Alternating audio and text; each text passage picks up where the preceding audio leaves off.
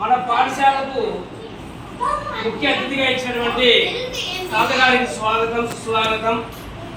అదేవిధంగా మన పాఠశాల యాజమాన్య కమిటీ చైర్మన్ గారైనటువంటి గౌరవనీయులు శ్రీమతి టి మమతా గారిని వేదికను అలంకరించవలసిందిగా కోరుచున్నాం. క్లాప్స్ కొట్టారు అందరూ.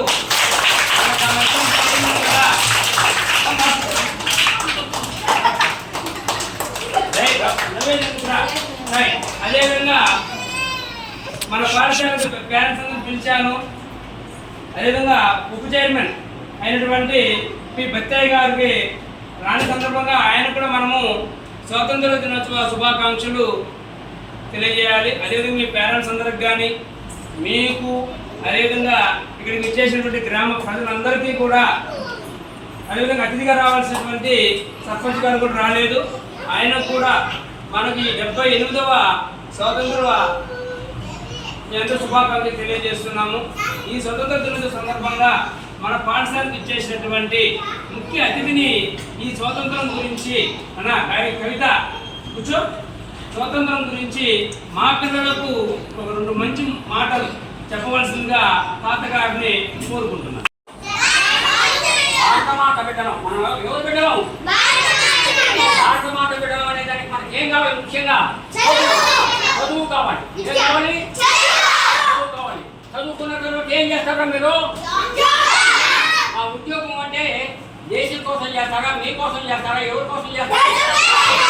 దేశం కోసం ముందుగా చేసిన తర్వాత మనం మన కోసం చేయాలి. అంతేనా? అందరూ కూడా గుర్తు పెట్టుకోవాలి. ఇంకా మనం ముఖ్యంగా చదువు లేకపోతే నువ్వు పనికిరావు.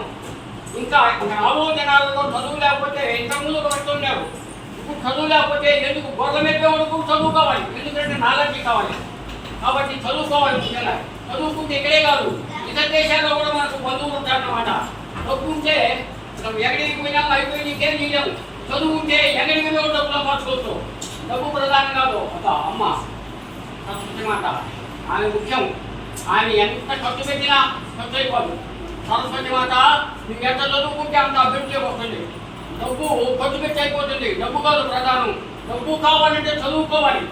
చదువుకున్న తర్వాత మీ తల్లిదండ్రులని వారి పేరు మీద పెట్టాలి. మీ చదువుకి ఎవరు కారణం?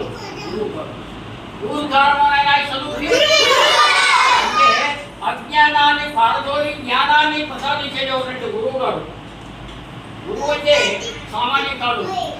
చీకటి అజ్ఞానంలో ఉంటే వాడిని వెలుగులోకి తీసుకొచ్చేటటువంటి గురువులు కాదు. తల్లి మొదటి గురువు. తల్లి మొదటి గురువు అంటే తల్లి పంపించాలి. మాకు తయారు చేసి పంపించే గురువు గారు మీకు జ్ఞానాన్ని బోధిస్తాడు. తల్లి ఏర్పడుతుంది మిమ్మల్ని పంపించే వారికి మాత్రమే. కాబట్టి ముఖ్యంగా అందరూ కూడా ఆమె ముఖ్యంగా వినాయకుడు సరస్వతి లక్ష్మి. అయితే డబ్బు కంటే ముఖ్యమైనది ఏంటంటే చదువు. కాబట్టి మనమందరం కూడా ఎంతో మంది మహాత్ములు మనకు దేశం కోసం పోరాడి మహాత్ములు ఉన్నారు. మన దేశాన్ని స్వతంత్రాన్ని ఇచ్చాడు. ఇంతకుముందు మనం బాధించుకోవచ్చు వచ్చాం. ఎవరికైనా బాధిసత్వంగా వచ్చాం మనం. అంటే చదువు లేక చని లేక ఎందుకు పనికి మానవడంగా మనమే కూర్చున్నాం. అలాంటి దినాలు పోయినాయి. ఇప్పుడు అందరం కూడా కుల మతం భేదం లింగ భేదం కూడా లేకుండా అందరం కూడా ఒకే కులం. మనం ఏ కులమ్మా? భారత కులం. మనం అందరం కూడా భారత కులం. హిందువులు అయినా కూడా మనం అంతా భారతదేశంలో చూసాం కాబట్టి భారత మాతకే పెట్టదాము. మన కులం బట్ట ఆయన మాలైన ఆయన సోదరైన ఆయన బ్రాహ్మణుడు రాజు ఇవన్నీ తీసేయి. అవసరమేలా? ఇవన్నీ అవసరం లే. ఇప్పుడంతా ఇంతకుముందు 50-60 సంవత్సరాల క్రితంలో చాలా ఇప్పుడు మాత్రం వెళ్ళాలి. గుణం ముఖ్యం. గుణం ముఖ్యం కావాలి. కులం అవసరం లేదు. బ్రాహ్మణ కులంలో పుట్టే కులం తక్కువ అంటే గుణాలు తక్కువ ఉంటే వాడు బ్రాహ్మణుడు కాదు. కాబట్టి మీరందరూ కూడా మంచి గుణాలతో ఉండాలి. మంచి గుణాలతో అంటే నిద్రలేదు. తల్లికి పూజించాలి. తల్లి ముఖ్య దైవత. తల్లి ముఖ్య దైవత. ఆ తర్వాతే తల్లి, తండ్రి, గురువు, దైవం. కానీ తల్లికి ముందు నమస్కరించాలి. తల్లి గురించి మీకు 2 మాటలు చెప్తాను.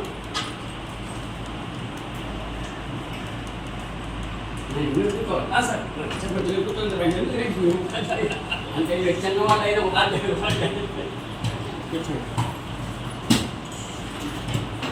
మన రాజుపాళెం అక్కడ గ్రామంలో ఒక పేద కుటుంబంలో ఒక అబ్బాయి కూర్చో మన భార్య భర్తకి ఒక అబ్బాయి పుట్టాడు. పుట్టిన 2 సంవత్సరాలకి వాడు తల్లి కనిపించాడు. అయ్యో పాపం ఆ తల్లి కాయాలు 2 మంది ఉన్నారు, చుట్టాలు ఉన్నారు, అందులో ఉన్నారు, ఎవరు పట్టించుకోరు. ఆ మహాతల్లి ఆ బిడ్డని నాకు భర్త లేకపోయినా తండ్రి లేని లోటు తేవాలని ఆ బిడ్డని చదివేసింది. ఆ బిడ్డ కూడా శ్రద్ధగా చదివారు, అంటే కూలి పాట ఇంకేమీ లేదు, ఒక పొలం కూడా లేదు. ఆమె కూలి బిడ్డను బాగా చదివేసింది, పెద్ద చదువు చదివినాడు, కలెక్టర్ అయినాడు.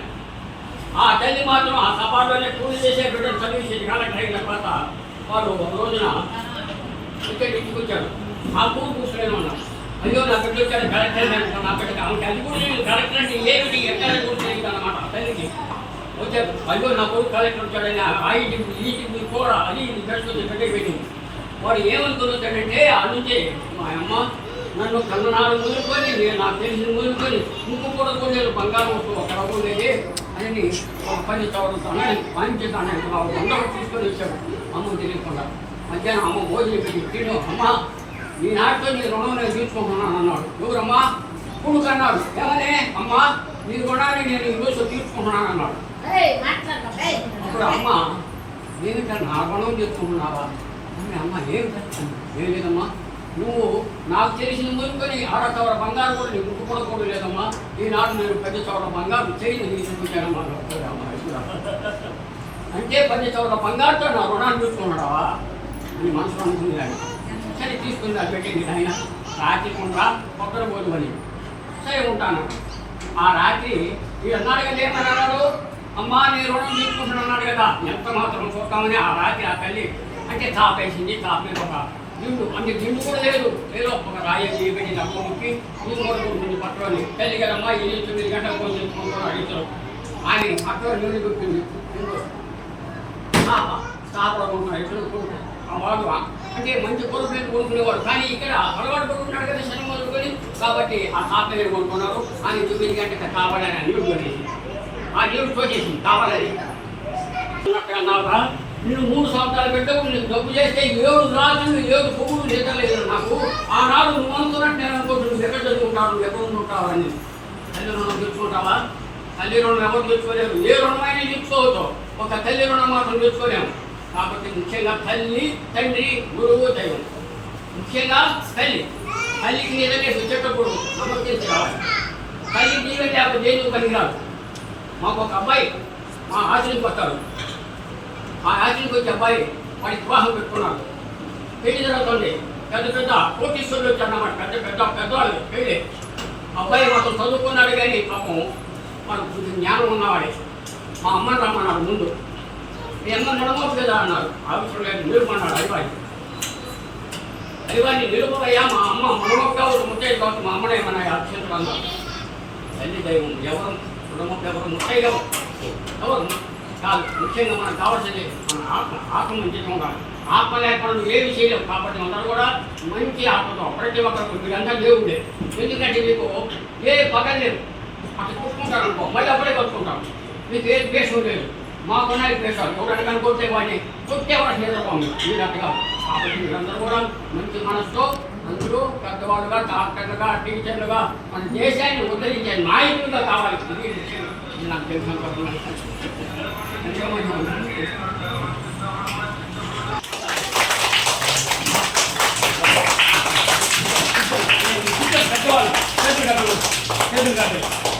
మీరు ఆశీర్వదించాలి కానీ చేతులు కట్టుకోకూడదు. ఈరోజు నేను ఆలోచించాలి. మన ఊరు ఏం చెప్పాడు మనకు, మనం ఆలోచించాలి. మహాత్మా గాంధీ పేరు ఎట్లొచ్చింది? ఆయన పేరు గాంధీ. ఆయన పేరు గాంధీ. ఆయన పేరు గాంధీ అయితే ఒకప్పుడు సుమారు ఆయన ఉన్నప్పుడు త్రివేణి సంఘంలో ఒక సభ జరిగింది, పెద్ద సభ. భారతదేశం అంతా పోయారు అక్కడికి. అక్కడ కూర్చున్నారు. ఆ సాయంకాలం అందరూ వెళ్ళారు. ఆ రాత్రి కూడా ఉన్నారు. వాళ్ళంతా దృష్టి కూర్చున్నారు అక్కడ త్రివేణి సంఘంలో. మళ్ళీ అక్కడ ఇప్పుడు పొద్దున కావాలా. ఈయన ఎవరు లేరు అప్పుడు, మున్సిపాలిటీ ఏమీ లేవు. మహాత్మా గాంధీ మంచి పన్నెండుగా రాత్రిలో బకెట్ తీసుకొని కొడక తీసుకొని అవన్నీ చేసుకుని దూరంగా వేశారు. అప్పుడు ఒకరు చూశారు, అమ్మాయి గాంధీ మహాత్ముడు ఈ పని చేస్తున్నారని ఆనాడు పెట్టారు ఆయన మహాత్మా గాంధీ. మహాత్మా గాంధీ ఎవరికైనా ఎవరికి చెప్పండి ఆ పేరు. మహాత్మా అనే పేరు ఎవరికైనా చెప్పండి, ఎవరికి లేదు. మహాత్మా గాంధీ అంతటి మహాత్ములు కానీ అలా కావాలి, వేరే వాడికి చేయాలి, నేనే బ్రతకాలి, నా కుటుంబమే బతకాలని కాదు, అందరూ బ్రతకాలి, అందరూ సమృద్ధిగా ఉండాలని భావము అందరికీ రావాలి. కాబట్టి అందరూ కూడా చిన్న బిడ్డలు అంటే మీకు ఈనాడు ఎప్పుడైతే నాటుకుంటుందో నేను చిన్నప్పుడు చదువుకున్నాను నువ్వు అది ఇప్పుడు చెప్పగలను. ఇప్పుడు మొన్న రామానేశాను అది చెప్పలేను, ఎందుకంటే చిన్నప్పుడు విద్య గట్టిగా పట్టుకుంటున్నాను, లోపలికి వెళ్తుంది, బాగుంటుంది. కాబట్టి మీరందరూ కూడా ఏం చెప్పారో దాని వినండి. విమానం చెప్పేసి నేను కూడా బాగా చెప్పాడు మహాత్ములు, వాళ్ళు కూడా పట్టుకుంటున్నారు.